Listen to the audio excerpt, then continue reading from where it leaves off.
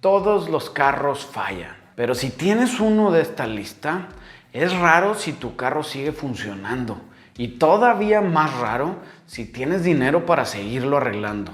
Por eso hoy vamos a hablar de carros relativamente modernos, relativamente populares, que la verdad tienen problemas muy grandes y eso los hace que sean muy malos. En serio, son carros que si tienes uno, véndelo, o si querías comprar uno, hazme caso y no lo compres. Número 1. Nissan Sentra, Altima, Máxima, Rogue. Chinga, ¿era el número 1 y ya llevamos 4? Pues sí, porque todos estos comparten la infame transmisión CVT de Nissan. Desde mediados de los 2000 hasta mediados de los 2010, Nissan tuvo la brillante idea de ponerles una transmisión CVT a sus crossover y autos compactos y medianos. Y estas transmisiones, aunque tienen tecnología muy buena y la ingeniería es muy buena detrás de ella, la verdad es que algunas son muy malas, pero ninguna tan mala como la de Nissan. Los que estamos en el tema de los carros sabemos que este tipo de transmisiones no es si te va a fallar o no, sino cuándo te va a fallar. Lo más chistoso es que estas transmisiones te decían que no requerían mantenimiento. Decían que venían selladas por la vida del carro. Así la aplican varias marcas y ¿a poco no se escucha muy bueno para ser verdad? Pues lo es. Esto está diseñado para que pases la garantía, no me importa, ya no te debo nada y ahora sí, lo que le pase al carro es tu problema. Ya después Nissan vio que ni siquiera les duraban los 50,000 kilómetros. Empezaban a tener problemas de vibraciones, se patinaban y de la nada explotaban. Así que cambiaron su política esa y empezaron a pedir que les dieras mantenimiento. Cada 50,000 kilómetros tenías que cambiarle el fluido del CVT, que es bien carito, y le tenías que cambiar el filtro. Normalmente, si eras bien estricto con los cambios de aceite, puede ser que tu transmisión viviera lo suficiente para que no te metiera en problemas. Por eso, si estás por comprar un Nissan Sentra, un Altima, un Máxima, una Rogue o cualquier garra que traiga la CVT de Nissan, te puedes meter en muchos problemas. Lo malo es que casi nadie arregla estas transmisiones porque son carísimas las refacciones.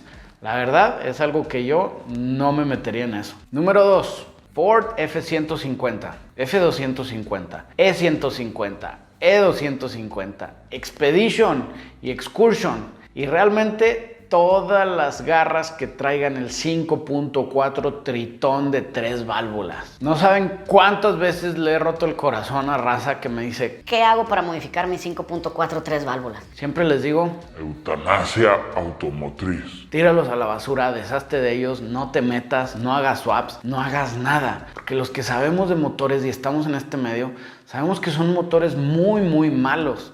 Y son muy malos, ya has de saber, por las cadenas. Generalmente empieza con un código de misfire, después la puedes sentir medio temblorina, después empieza a tracalear, pero bien despacito, y de repente ya tracalea durísimo. Esto quiere decir que ya valieron tus cadenas. Lo normal, lo que las personas hacían era, no, pues métela al mecánico, cambias las cadenas, las guías, los tensores, checas el phaser del árbol de levas y te la entrega el mecánico, andas bien feliz como por unos 3 o 4 días y luego empieza la tracalera otra vez. Y es que la única forma de realmente quitarte el problema de las cadenas es haciendo una reconstrucción total de motor. Y no me refiero a las que normalmente hacemos, que destapas, que le cambias los metales, que lavas muy bien, que vuelves a abrir. No. Esta tienes que desarmar absolutamente todas las piezas para meter el bloque y las cabezas a un baño de ácido. Nadie hace esto, solamente las compañías que se dedican a reconstruir motores profesionalmente, que te venden los motores reconstruidos con garantía. Esto pasaba porque los ductos de aceite del Ford 5.4 Tritón 3 válvulas estaban bien pequeñitos. Tenían especificación para que usaras el aceite correcto.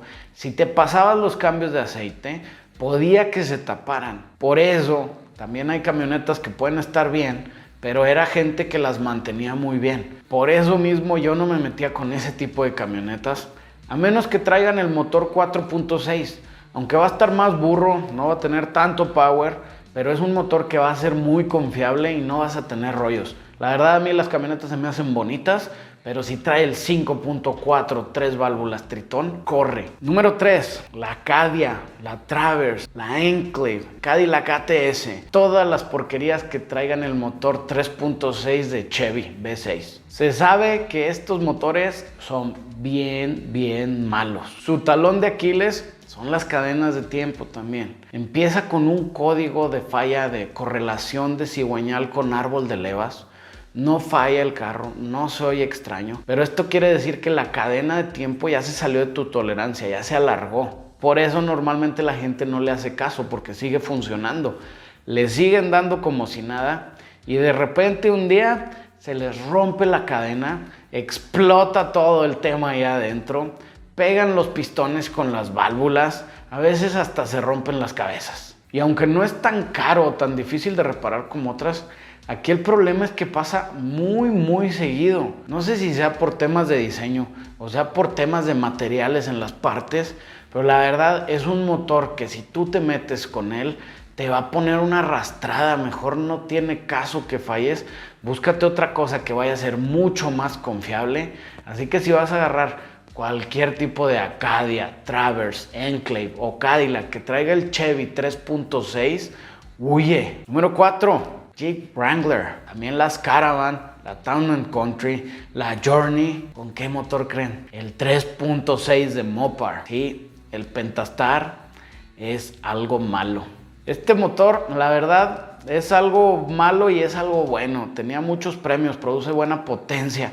Tiene algo de fallas comunes como los enfriadores de aceite y agua, como el housing del filtro de aceite que se te rompe la válvula check y si no te das cuenta te vas a echar el motor. Pero el problema más grande y más caro que tiene son sus cabezas. Es bien sabido que las cabezas del Pentastar tienden a craquearse, se rompen, empiezan a fugar. Tú lo vas a sentir o vas a empezar a ver problemas como si el empaque de la cabeza hubiera tenido problemas, pero la verdad es que la cabeza es la que se rompió.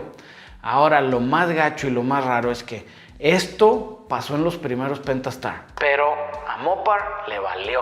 Ahorita hay carros nuevos que les sigue pasando eso. Y el tema es que si no te das cuenta o te diste cuenta y no vas directo a arreglarlo, puedes ocasionar problemas mucho más grandes, como que todo tu motor se echa a perder. Y les digo, lo más feo es que este no es de que, bueno, pues falla más o menos después de los 100,000 kilómetros, o te aguanta si no lo abusas, o nomás no hagas esto, o dale mantenimiento si no te va a pasar.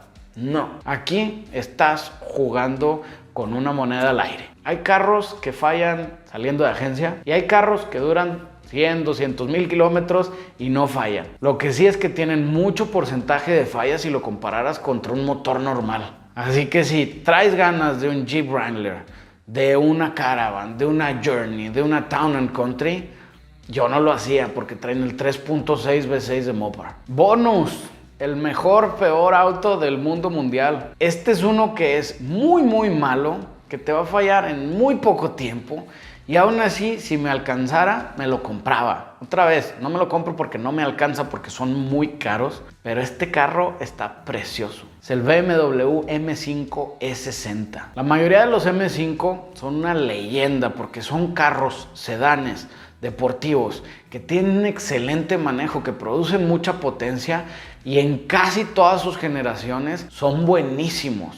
Menos el E60. Un B10 que desarrollaron en la Fórmula 1 y después lo aplicaron al BMW M5. Y este B10 parece que lo diseñó Dios y lo fabricó Chuck Norris. Suena precioso, es de los motores que suenan más bonito de la historia de los motores de carros de producción. Para mí el único que le gana es el LFA o un rotativo a 12,000 revoluciones. Y lo más malo del E60 M5 es este motor.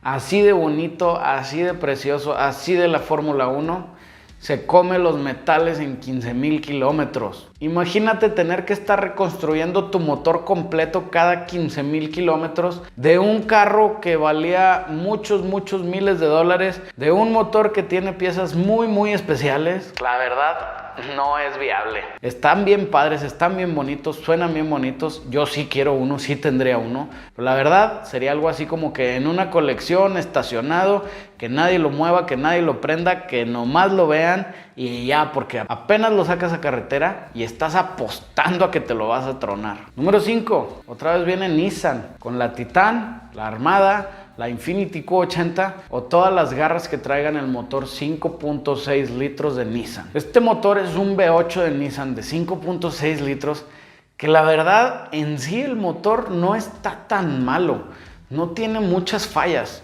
Traga como si fuera V12 y corre como si fuera 6 cilindros, pero fuera de eso pues es relativamente confiable. El problema que tienen estos carros es que en su sistema de escape el catalizador se pulveriza.